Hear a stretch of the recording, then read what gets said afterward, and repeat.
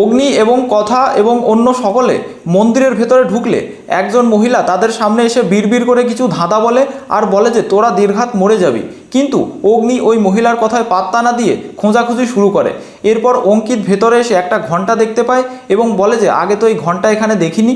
এরপর কথা আগের দিনের সেই ছেনি খুঁজতে থাকে, কিন্তু কিছুতেই খুঁজে পায় না। অগ্নি বলে যে তোর নিশ্চয়ই কোথাও একটা মনের ভুল হচ্ছে, কিন্তু কথা উত্তরে জানায় যে তার স্পষ্ট মনে আছে যে মূর্তিটা দেখে যখন ভয় পেয়েছিল তখনই ছেনিটা তার হাত থেকে পড়ে যায়।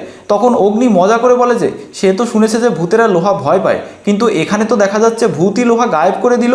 এরপর কথা অবাক হয়ে দেখতে পায় যে দেয়াল থেকে একটা জিনিস উধাও হয়ে গেছে। এরপর অঙ্কিত দেওয়ালের কাছে ভাঙা পাথরের অংশ দেখতে পেয়ে বলে যে এখানে যা ঘটছে পুরোটাই কিন্তু রহস্যময়।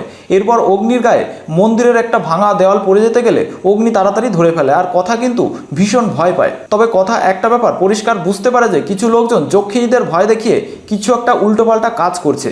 এরপর সবাই মিলে হোটেলে ফিরে এসে ধাঁধাগুলোর সমাধান করতে শুরু করে। এরপর কথা ম্যান্ডিকে জামা কাপড় বাইরে মেলতে দিলে একটা কাজের ছুতো দেখিয়ে ম্যান্ডি কিন্তু ঘরেই থেকে যায়, কারণ ওর টার্গেট ছিল কথার প্ল্যানগুলো সম্পর্কে বিস্তারিত জেনে নেওয়া। এদিকে কথা এবং অন্যরা প্ল্যান করে যে সমস্ত কর্মকাণ্ড তো রাতেই হচ্ছে, তাই তারা রাতে গিয়ে মন্দির অভিযান করবে।